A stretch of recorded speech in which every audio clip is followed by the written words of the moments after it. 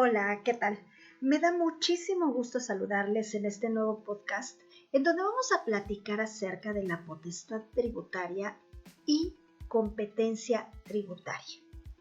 Seguimos charlando alrededor del tema que se denomina obligaciones fiscales y entra también la potestad tributaria y la competencia tributaria dentro de los aspectos generales del derecho fiscal. Comenzaremos señalando que parte del objeto de estudio del derecho fiscal consiste en el establecimiento de las contribuciones. Pero ¿quién es el encargado de establecerlas? Hoy sabemos que es facultad del Estado crear, modificar o suprimir unilateralmente los tributos a través de las leyes y que dicha facultad ejercida por el Poder Legislativo es llamada potestad tributaria. Hablaremos a continuación de manera más particular de este tema. Facultad del Congreso de la Unión para imponer contribuciones destinadas a cubrir el presupuesto. El Estado se organiza a partir de lo que señala su norma fundamental, que en el caso de México está organizado de acuerdo a lo que indica la Carta Magna vigente, en sus artículos 40 y 41. En ellos se prevé que México se organiza como una república representativa, democrática, laica, federal y que el pueblo ejerce su soberanía por medio de los poderes de la Unión, que son el poder legislativo, ejecutivo y judicial, que no podrán reunirse tampoco dos o más de ellos en una sola persona o corporación, ni depositarse el legislativo en un solo individuo. Así pues, las funciones, facultades y atribuciones de cada uno de esos poderes son de suma importancia para la materia que estamos atendiendo. El límite de su actuación está previsto justamente en el artículo 49 de la Constitución Federal, donde se encomienda la creación de las leyes al Poder Legislativo, que se deposita en un Congreso General, el cual se divide en dos cámaras, una de diputados y otra de senadores. En lo que respecta al derecho fiscal, la facultad del Estado es crear, modificar o suprimir unilateralmente tributos a través de las leyes y es ejercida por el Poder Legislativo. En su potestad tributaria, que consiste en generar normas para obligar a las personas a ceder parte de su riqueza para sufragar los gastos públicos. Por su parte, Rodríguez Lobato señala que la potestad tributaria del Estado es el poder jurídico del Estado para establecer las contribuciones forzadas, recaudarlas y destinarlas a expensar los gastos públicos. Por lo que interviene en primer lugar el Poder Legislativo para establecer dichas contribuciones en una ley, en la que además de prever los elementos esenciales de aquellas, contendrá las facultades, derechos y obligaciones tanto del Estado, a través del Poder Ejecutivo, como de los particulares obligados a su pago.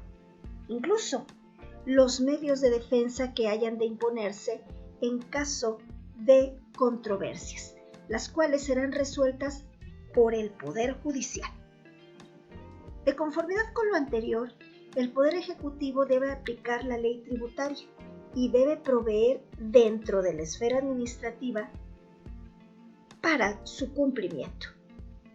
En ocasiones, debe dirimir controversias entre la administración y el gobernado con motivo de la aplicación de dichas leyes, y el Poder Judicial dirime controversias entre la administración y el gobernado o entre el legislativo y el gobernado sobre la legalidad constitucional en la actuación de dichos poderes. Por lo cual decimos que la potestad tributaria tiene tres funciones, que son la normativa, la administrativa y la jurisdiccional. En el artículo 73, fracciones 7 y 29 de la Constitución Política de los Estados Unidos Mexicanos, se encuentra el sustento legal sobre su facultad legislativa. Dice lo siguiente: el Congreso tiene facultad, fracción 7, para imponer las contribuciones necesarias a cubrir el presupuesto. Mientras que la fracción 29 señala que para establecer contribuciones, 1. sobre el comercio exterior, 2. sobre el aprovechamiento y explotación de los recursos naturales comprendidos en los párrafos 4 y 5 del artículo 27. Tercero, sobre instituciones de crédito y sociedades de seguros. Cuarto, sobre servicios concesionarios o explotados directamente por la Federación.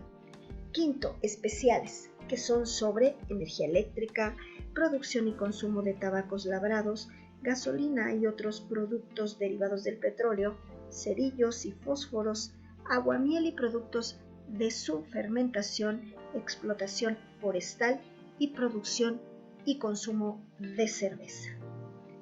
Las entidades federativas participarán en el rendimiento de estas contribuciones especiales en la proporción que la ley secundaria federal determine. Las legislaturas locales fijarán el porcentaje correspondiente a los municipios en sus ingresos por concepto del impuesto sobre energía eléctrica. Por su parte, Ponce menciona lo siguiente: la Constitución establece que existe obligación de contribuir a los gastos públicos, no solo de la Federación, sino también de los estados y municipios. La participación de los estados en el rendimiento de su impuesto comprende a una abstracción por parte del Estado al gravar total o parcialmente la misma fuente que grava la Federación. De manera que no se trata de la creación de gravámenes nuevos que excedan en su rendimiento, sino de un procedimiento para obtener ingresos para los erarios locales, evitando la doble tributación. Además, la potestad reglamentaria otorga a su vez al Ejecutivo la facultad para que provea en la esfera administrativa al cumplimiento de las leyes, dicte aquellas normas que faciliten a los particulares la observancia de las mismas a través de las disposiciones generales, imperativas y abstractas que en nuestro sistema jurídico toman el nombre de reglamentos administrativos y que tienen como límites naturales los mismos de las disposiciones que dan cuerpo y materia a la ley que reglamentan. Al respecto, el artículo 4 del Código Fiscal de la Federación señala lo siguiente: son créditos fiscales los que tenga derecho a percibir el Estado o sus organismos descentralizados que provengan de contribuciones, de sus accesorios o de aprovechamientos, incluyendo los que deriven de responsabilidades que el Estado tenga derecho a exigir de sus funcionarios o empleados o de los particulares, así como aquellos a los que las leyes les dan ese carácter y el Estado tenga derecho a percibir por cuenta ajena. La facultad de comprobación de fiscalización encuentra su fundamento en el antepenúltimo párrafo del artículo 16 de la Constitución Política bajo el principio de fundamentación y motivación, en que se establece lo siguiente: la autoridad administrativa podrá practicar visitas domiciliarias únicamente para cerciorarse de que se han cumplido los reglamentos sanitarios y de policía, y exigir la exhibición de los libros y papeles indispensables para comprobar que se han acatado las disposiciones fiscales, sujetándose, en estos casos, a las leyes respectivas y a las formalidades prescritas para los cateos. De acuerdo con la Constitución Política, las autoridades deben cumplir con las garantías de legalidad, toda vez que para que la misma se pueda realizar, deberá reunir los requisitos del primer párrafo del artículo 16 constitucional que dice: Nadie puede ser molestado en su persona, familia, domicilio, papeles o posesiones, sino en virtud de mandamiento escrito de la autoridad competente que funde y motive la causa legal del procedimiento.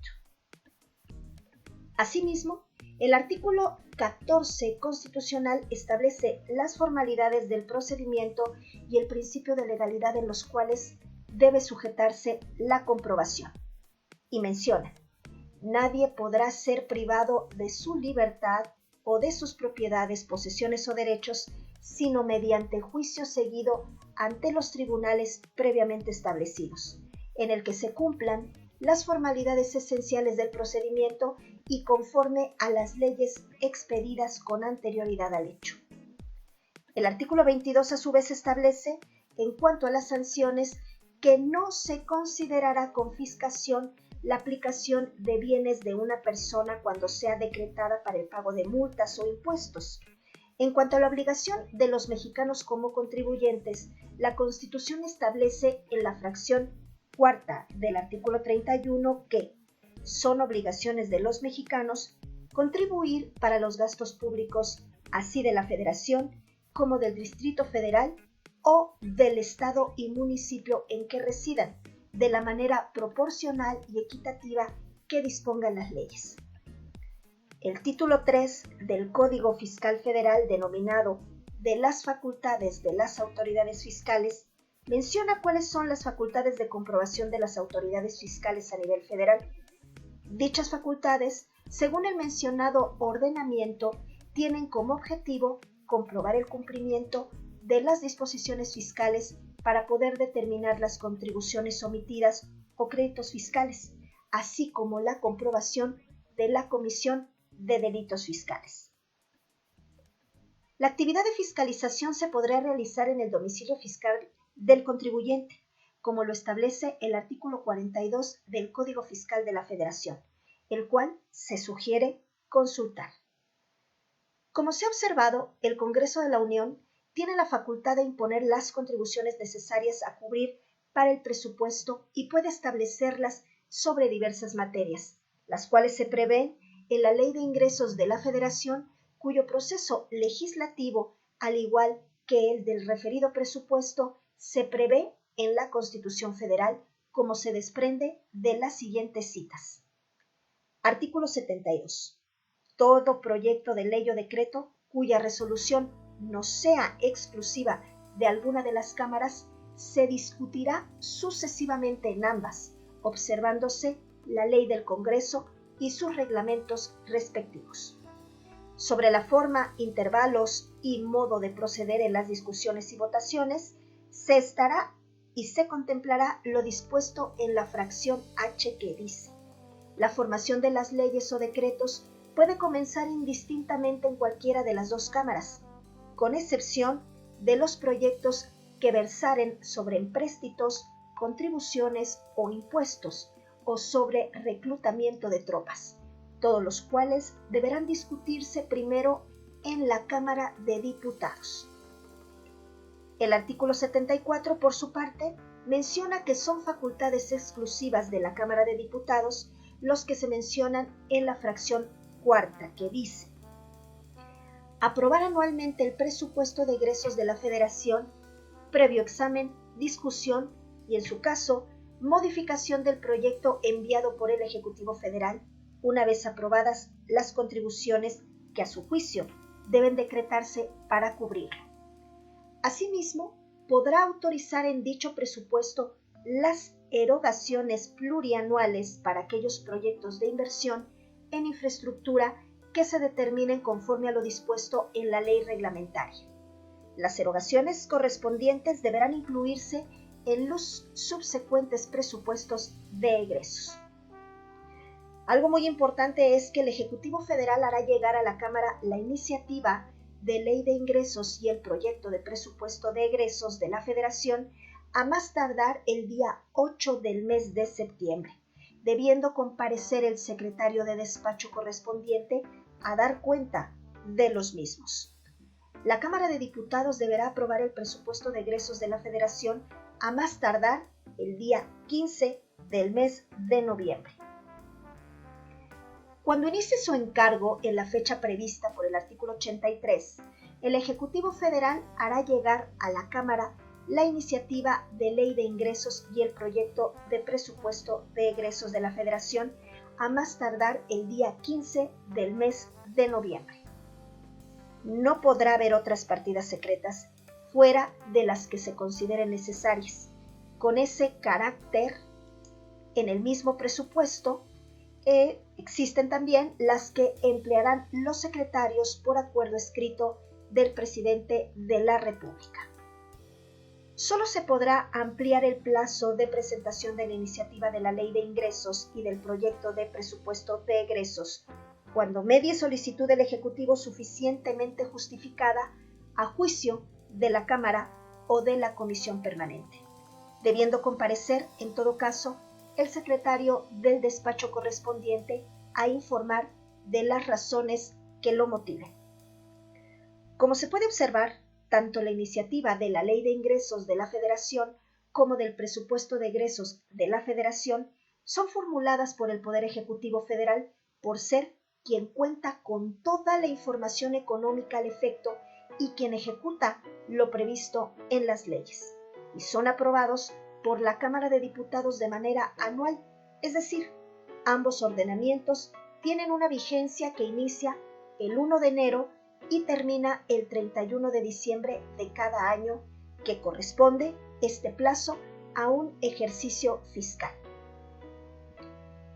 Los ingresos previstos en la Ley de Ingresos de la Federación para el ejercicio fiscal de X años siempre son, entre otros, el impuesto sobre la renta, el impuesto al valor agregado, el impuesto especial sobre producción y servicios de comercios, contribuciones de mejoras, derechos por prestación de servicios, productos, aprovechamientos e ingresos por ventas de bienes y servicios, así como los ingresos derivados de financiamientos. Así pues, vemos que una buena parte de los ingresos del Estado provienen de los diferentes tipos de contribuciones. Hablaremos a continuación de la competencia de las autoridades administrativas y organismos autónomos en materia fiscal. En la actualidad, se requiere que las autoridades fiscales no solo tengan competencia para determinar, cobrar y administrar los ingresos públicos, ya que además, conforme a la normatividad, es necesario que permita a los titulares de las haciendas públicas lograr una mejor y más armónica relación con los particulares.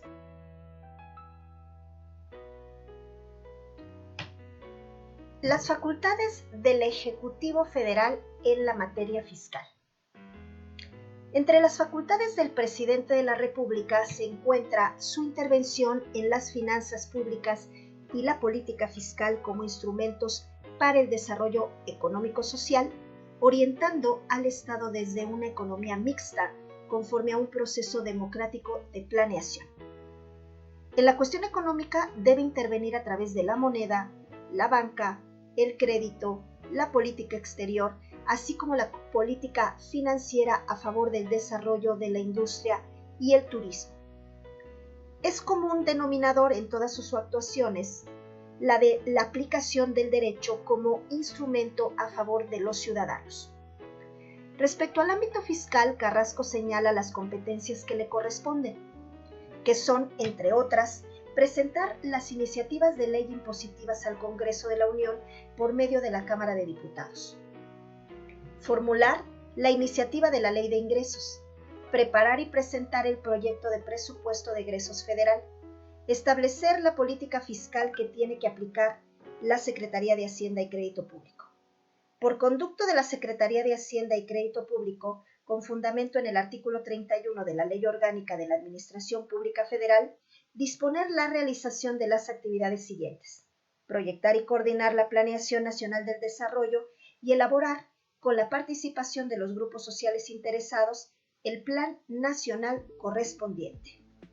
Proyectar también y calcular los ingresos de la Federación y de las entidades paraestatales, considerando las necesidades del gasto público federal, la utilización razonable del crédito público y la sanidad financiera de la Administración Pública Federal.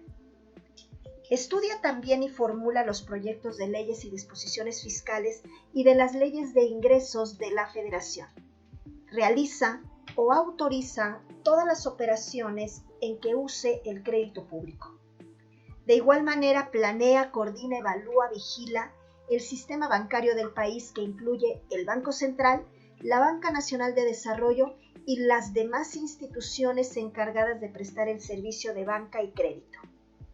De igual manera, ejerce las atribuciones que le señalen las leyes en materia de seguros, fianzas, valores y de organizaciones y actividades auxiliares del crédito. De igual manera, determina los criterios y montos globales de los estímulos fiscales, escuchando para ello a las dependencias responsables de los sectores correspondientes y administrar su aplicación en los casos en que no competa a otra secretaría. Se pueden incluir también el establecimiento y revisión de los precios y tarifas de los bienes y servicios de la Administración Pública Federal o las bases para fijarlos, escuchando a la Secretaría de Comercio y Fomento Industrial con la participación de las dependencias que correspondan. Cobrar los impuestos, contribuciones de mejora, derechos, productos y aprovechamientos son algunas otras de sus funciones. Todas estas últimas contribuciones se deben considerar en el ámbito federal en los términos de las leyes aplicables, así como vigilar y asegurar el cumplimiento de las mismas disposiciones de carácter fiscal. Organiza y dirige los servicios aduanales y de inspección, así como la unidad de apoyo para la inspección fiscal y aduanera. Representa el interés de la Federación en controversias fiscales. Proyecta y calcula los egresos del gobierno federal y de la administración pública paraestatal, haciéndolos compatibles con la disponibilidad de recursos y según las necesidades y políticas del desarrollo nacional.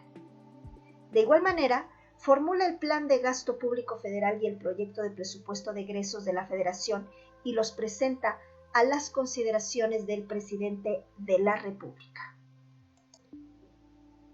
También se encarga de evaluar y autorizar los programas de inversión pública de las dependencias y entidades de la Administración Pública Federal. Lleva a cabo las tramitaciones y registros que requieran la vigilancia y evaluación del ejercicio del gasto público federal y de los presupuestos de egresos. Formula la cuenta anual de la Hacienda Pública Federal. Coordina y desarrolla los servicios nacionales de estadística y de información geográfica. Establece las normas y procedimientos para la organización, funcionamiento y coordinación de los sistemas nacionales estadísticos y de información geográfica, así como normar y coordinar los servicios de información de las dependencias y entidades de la Administración Pública Federal. De igual manera, la Secretaría de Hacienda y Crédito Público fija los lineamientos que se deban seguir al elaborar la documentación necesaria para formular el informe presidencial e integrar dicha documentación.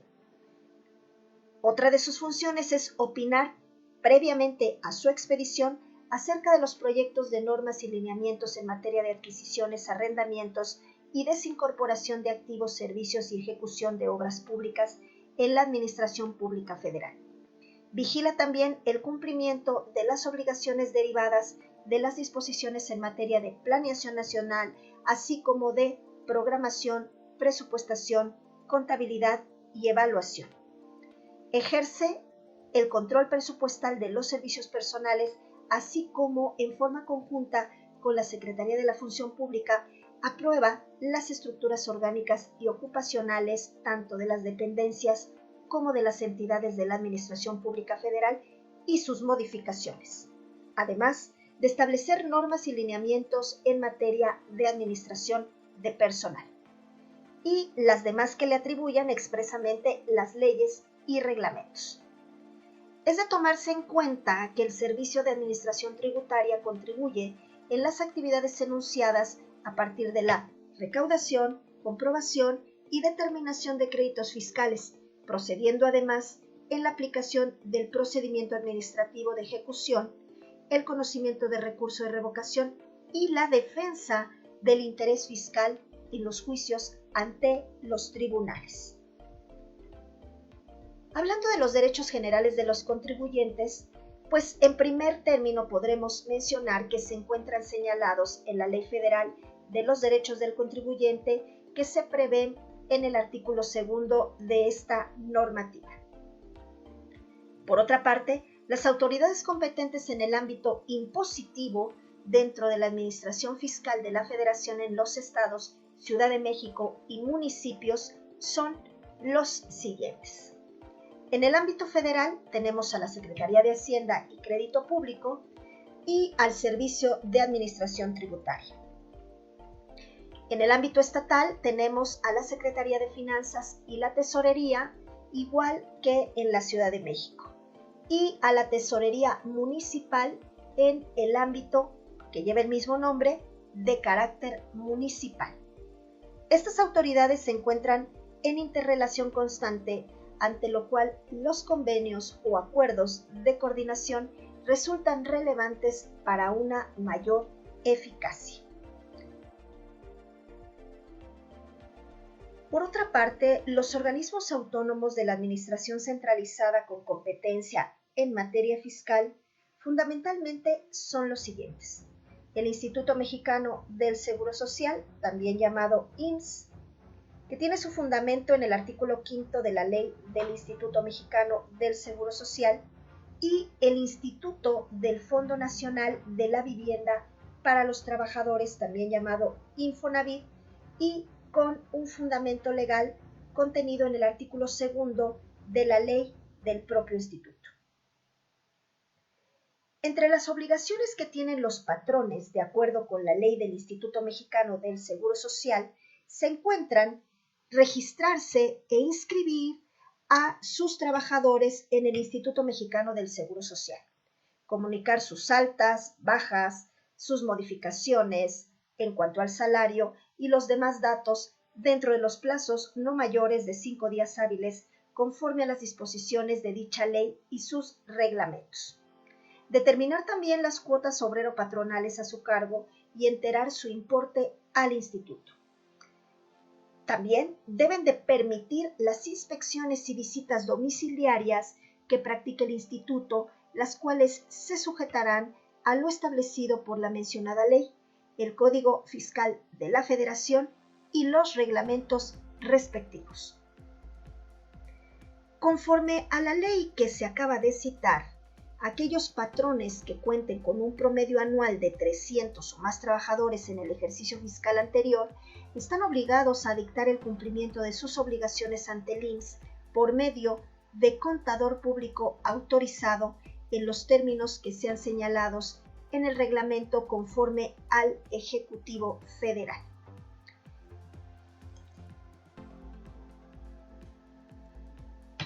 En cuanto al Instituto del Fondo Nacional de la Vivienda para los Trabajadores, por parte de los patrones, existen las siguientes obligaciones: proceder a inscribirse e inscribir a sus trabajadores en el instituto y dar los avisos a que se refiere el artículo 31 de la Ley del Infonavit. Determinar el monto de las aportaciones del 5% sobre el salario de los trabajadores a su servicio y efectuar el pago en las entidades receptoras que actúen por cuenta y orden del instituto, para su abono en la subcuenta de vivienda de las cuentas individuales de los trabajadores previstas en los sistemas de ahorro para el retiro en los términos de la Ley del Infonavit y sus reglamentos. De igual manera, hacer los descuentos a sus trabajadores en sus salarios conforme a lo previsto en los artículos 97 y 110 de la Ley Federal del Trabajo, que se destinen al pago de abonos para cubrir préstamos otorgados por el instituto, así como enterar el importe de dichos descuentos en las entidades receptoras que actúen por cuenta y orden del instituto, en la forma y términos que establece esta ley y sus disposiciones reglamentarias. La integración y cálculo de la base salarial para efectos de los descuentos será la contenida en la fracción 2 del presente artículo. proporcionar al instituto los elementos necesarios para precisar la existencia, naturaleza y cuantía de las obligaciones a su cargo, establecidas en esta ley y sus disposiciones reglamentarias.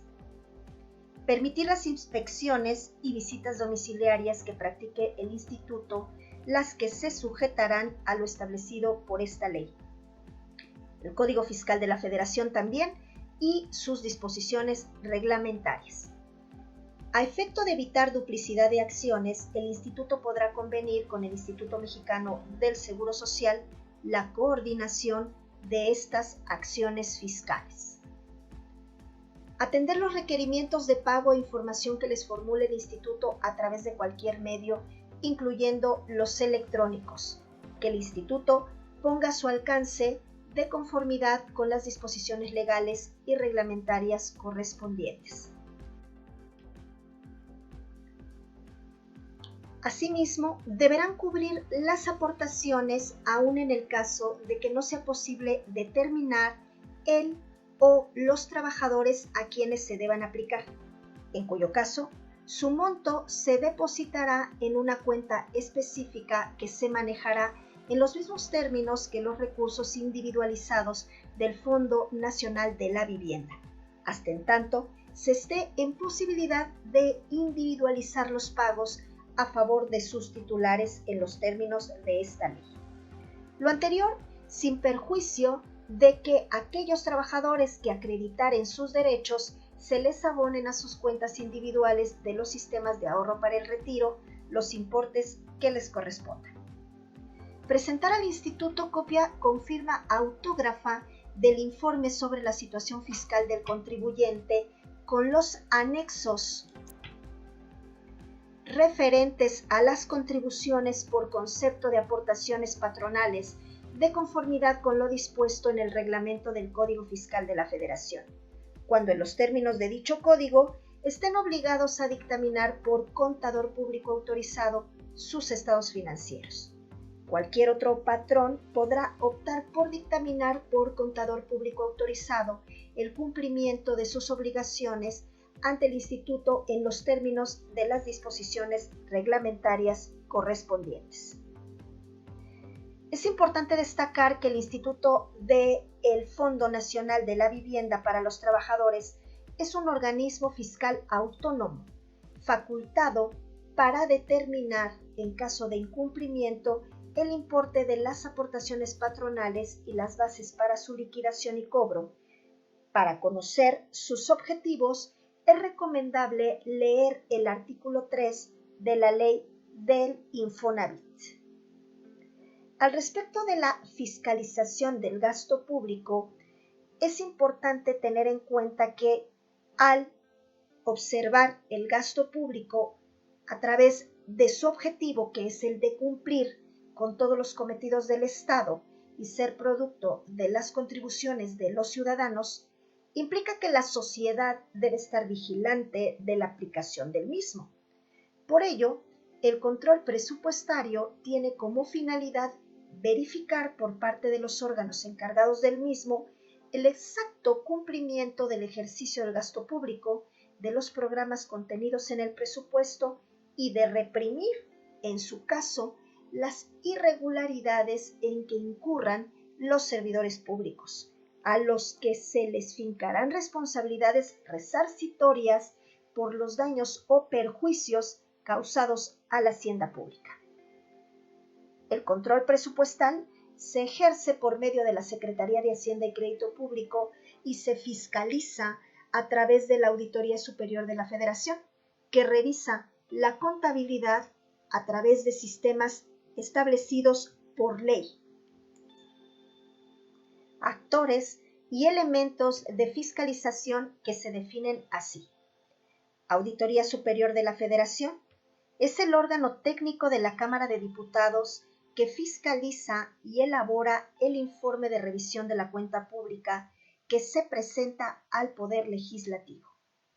Contabilidad gubernamental es la rama de la teoría general de la contabilidad que se aplica a las organizaciones gubernamentales cuya actividad está regulada por un marco constitucional una base legal y normas técnicas que la caracterizan y la hacen distinta a la que rige para las entidades del sector privado, y cuyo objeto es contribuir, entre otros propósitos, a la gestión y economía de la hacienda pública.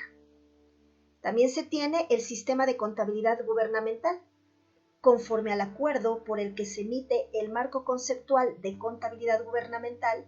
Es un sistema que se encuentra conformado por el conjunto de registros, procedimientos, criterios e informes estructurados sobre la base de principios técnicos comunes destinados a captar, evaluar, registrar, clasificar, informar e interpretar las transacciones, transformaciones y eventos derivados de la actividad económica, que modifiquen la situación patrimonial del gobierno y de las finanzas públicas. La fiscalización es la acción llevada a cabo por los agentes del fisco o sus auxiliares, por medio de la cual se verifica si los sujetos pasivos y los terceros vinculados a la relación jurídico-fiscal han cumplido con las obligaciones que imponen las normas legales correspondientes. En cuanto a la fiscalización de la cuenta pública, esta tiene por objeto evaluar los resultados de la gestión financiera, comprobar si el ejercicio de la ley de ingresos y del presupuesto de egresos se ajustó a los objetivos contenidos en los programas, y también determina las responsabilidades a que hubiere lugar, así como la imposición de multas y sanciones resarcitorias correspondientes en la propia ley. Y en cuanto a la fiscalización del gasto, se hace a través de la presentación de informes financieros y la práctica de auditorías para controlar el manejo del gasto público entre los distintos niveles de gobierno. También el control administrativo tiene como función esencial proteger los intereses públicos. Este control puede ser interno si está a cargo de uno o varios órganos dependientes de la propia administración, y externo si lo realiza un órgano especializado con autonomía funcional al que se denomina Contraloría o Tribunal de Cuentas. También existen otros métodos que controlan tanto el gasto público como los actos de la administración pública, con el objeto de conducirlo por la vía de la búsqueda del bien común y del orden público. Algunos de estos métodos son el control, que es un acto correspondiente al ejercicio de una función que atribuye a un sujeto o a un órgano el poder de comprobar la conformidad o disconformidad de determinados actos o comportamientos de sí mismo, de otro sujeto o de un órgano diverso, a determinada norma o a determinados criterios. El control de oportunidad. Este control es aquel que busca establecer si la actividad del órgano controlado cumple con la finalidad para la cual fue creado. El control a instancia de parte. Requiere la iniciativa de algún administrado. El control de oficio. El órgano controlante realiza su función sin necesidad de ningún requerimiento. El control constitutivo. Es aquel en el cual el acto controlante puede modificar el acto controlado, no solo por cuanto corresponda a sus requisitos de validez o eficacia, sino aún en su estructura misma, a fin de transformar sus elementos de existencia. El control contencioso administrativo. Este es un control encargado a un órgano totalmente distinto del que dictó el acto o de sus superiores, pero también ubicado orgánicamente en el ámbito del Poder Ejecutivo. Control en instancia contencioso administrativa.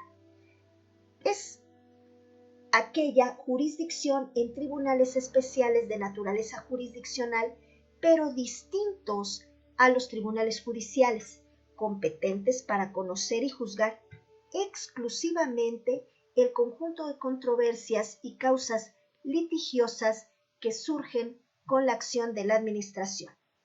El control en sede judicial corresponde a los actos administrativos que pueden ser impugnados por medio del ejercicio de la acción constitucional de amparo que deriva de los artículos 103 y 107 constitucionales. El control jurisdiccional, el que compete exclusivamente a los órganos encargados de impartir justicia.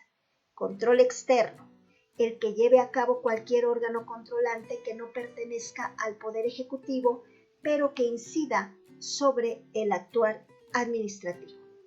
El control interno se realiza en el seno de la administración pública por órganos de la propia administración.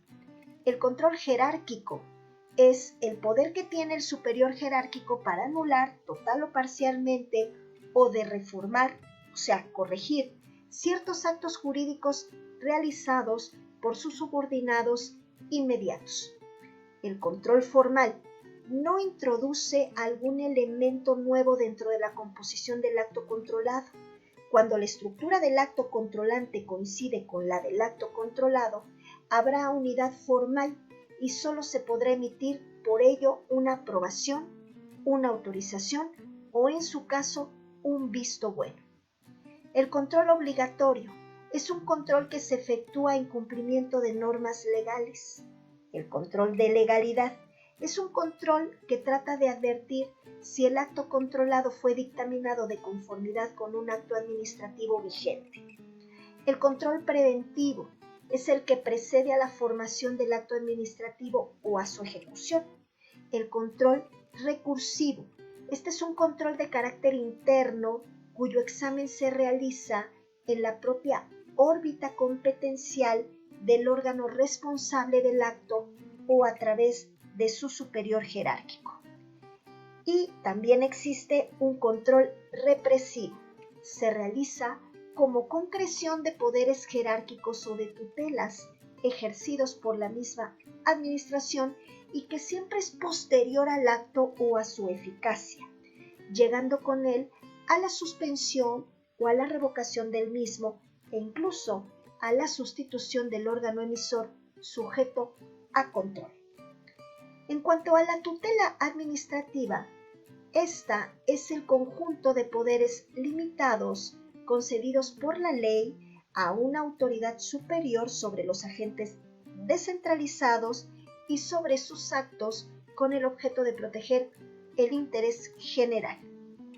En cuanto a la subordinación jerárquica, esta es un orden integral a través de una serie de subordinación que somete al mando y control de los órganos del órgano que se encuentra en la cúspide de la administración pública centralizada, en la cual los órganos superiores disponen de poder para dirigir, inspeccionar, ordenar, vigilar y sancionar la conducta de los órganos inferiores. Y por último tenemos el sistema de evaluación del desempeño, el cual es un conjunto de elementos metodológicos que permiten realizar una valoración objetiva del desempeño de los programas, verificando, con base en los indicadores estratégicos y de gestión, el grado de cumplimiento de las metas y los objetivos. Permite también conocer el impacto social de los programas y de los proyectos. Y entonces, como hemos visto, la potestad tributaria del Estado comprende las funciones normativas, administrativas y jurisdiccionales. En ejercicio, el Estado tiene facultades de legislación, de reglamentación, de aplicación, de jurisdicción y de ejecución que ejercen los poderes legislativo, ejecutivo y judicial según la competencia que confieran las leyes respectivas. Y como siempre ha sido un gusto compartir con ustedes este podcast. Les recomiendo ampliamente acudir al libro de Derecho Fiscal del maestro Carrasco, al libro también del mismo título Derecho Fiscal del maestro Rodríguez Lobato, así como los extractos de la Secretaría de Hacienda y Crédito Público que hacen referencia al acuerdo por el que se emite el marco conceptual de contabilidad gubernamental y el Manual de Contabilidad Gubernamental para el sector paraestatal federal.